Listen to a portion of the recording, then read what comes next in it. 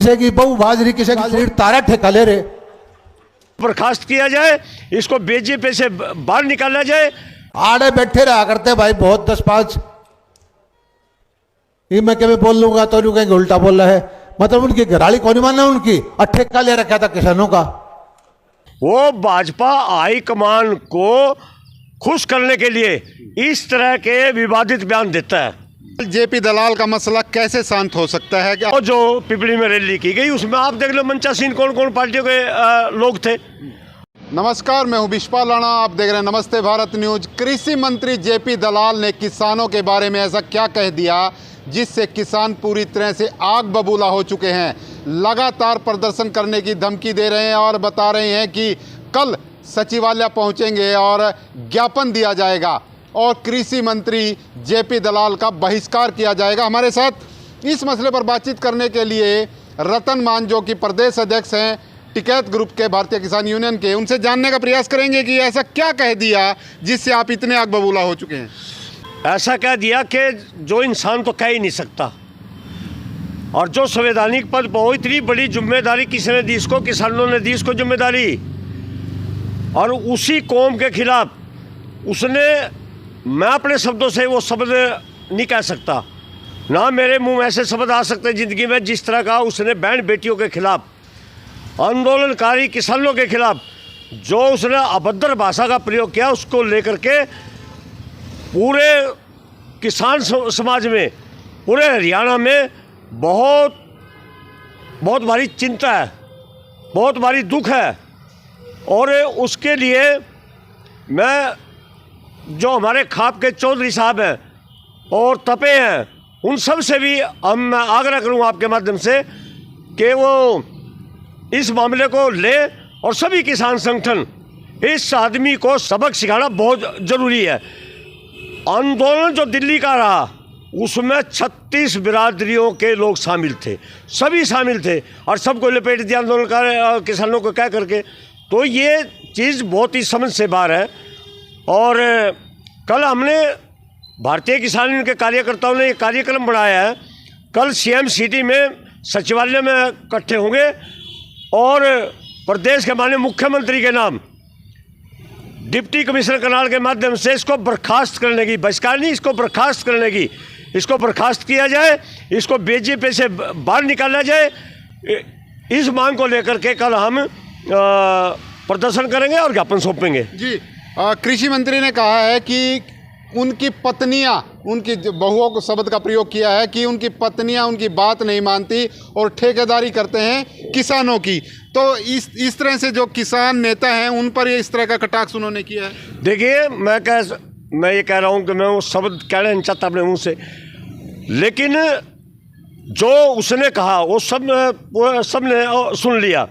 मैं उसकी तरह इस भाषा पे नहीं जा सकता और अब उसको इसकी कीमत चुकानी पड़ेगी, हर हालत में चुकानी पड़ेगी।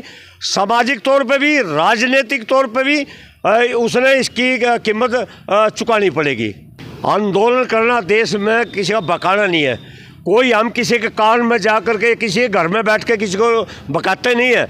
हमारे संगठन के कार्यक्रम, संयुक्त किसान मोर्चा कार्यक्रम ओपन होते हैं, ओपन मीटिंग होते हैं, ओपन जलसे होते हैं, ओपन मुद्दे होते हैं। इसमें बकाने वाली कौन सी बात है? बकाता होगा तो वो बकाता होगा अपनी राजनीति के लालच में। जी। और इसके साथ साथ मैं ये कहना चाहता हूँ कि जो मेरे भाई उसकी सभा में बैठे हुए थे और जब वो इस तरह की गालियाँ दे रहा था और आगे बैठे वो मेरे भाई जो तालियां पीट रहे थे, मैं उन भाइयों से भी हाथ जोड़ कर माफ़ी मांगूं कि ऐसे बद्दे आदमी के पास ना जाया करो, ऐसे निकम्मे के पास ना जाया करो। आपने उसी टाइम उनका बहिष्कार करना चाहता कि आप क्या बोल रहे हो। मैं उन भाइयों से भी निवेदन करता हूं कि दूरी बनाए ऐसे आदमी से। आपको बता दें कि कृषि मंत्री जेपी दलाल के बयान लगातार विवादों में उस समय भी रहे हैं जब दिल्ली में किसान आंदोलन चल रहा था, उस समय भी वो लगातार बयान देते रहे हैं। एक सवाल और है मेरा कि उनकी इस बयान के पीछे की मंशा क्या हो सकती है? हाँ, बिल्कुल सही बात है। उसकी मंशा है राजनीतिक मंशा।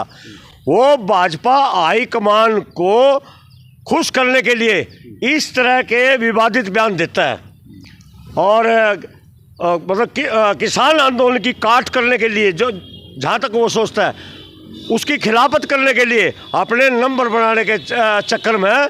लेकिन मैं ये चेतावनी देता हूँ, तेरे को नंबर ऐसे देंगे कि याद रखेगा पूरी ज़िंदगी।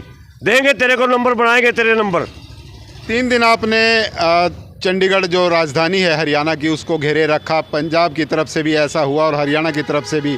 इन 3 दिनों में आपको क्या लगता है, आपके जो मुद्दे थे, आपका जो मामला था, वो कहाँ तक आगे बढ़ा? देखिए, पहली बात तो ये है कि एक दुष्प्रचार चल रहा था भाई, दिल्ली के बाद संयुक्त किसान मोर्चा टूट गया, बिखर गए, ना इनके पास ट्रैक्टर रहे, ना ही उसी तरह की तैयारियाँ कर सकते।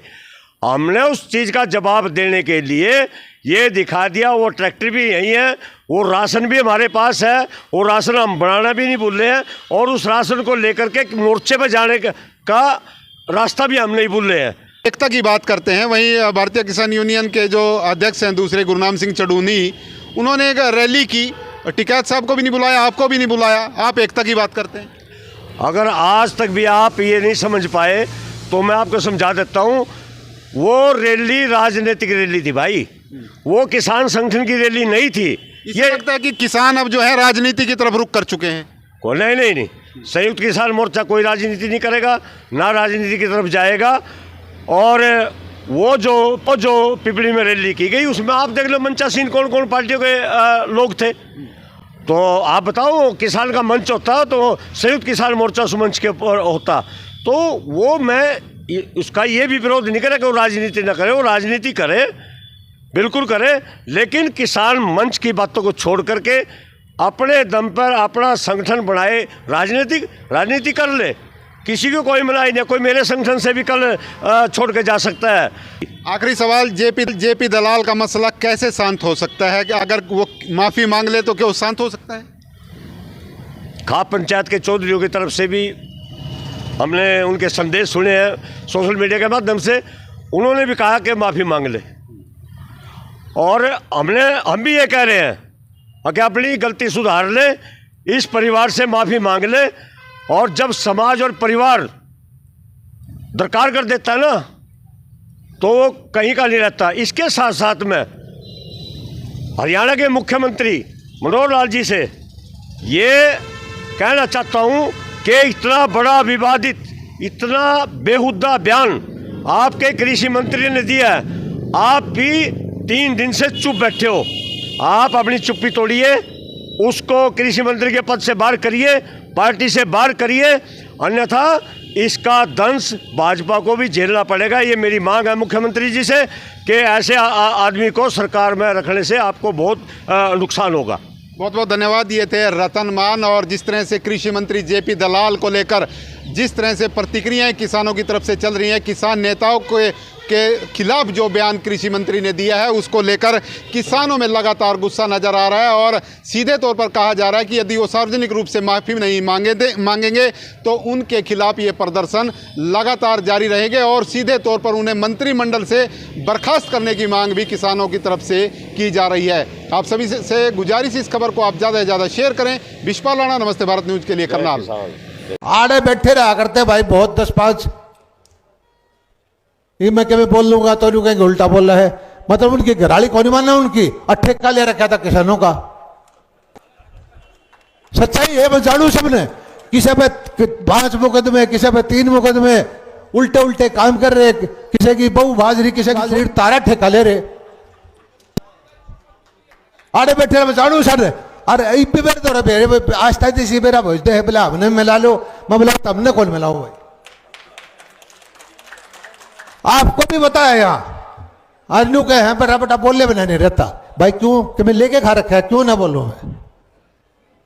मुझे डर नहीं लगता इस चीज का। मुझे चिंता यह है कि ये शोषण करने वाले, किसान को थाना तहसील करने वाले, किसान को गुमराह करने वाले, अगर मैं इनसे झुक गया तो मेरा राजनीति करने का मकसद ही खत्म हो जाएगा।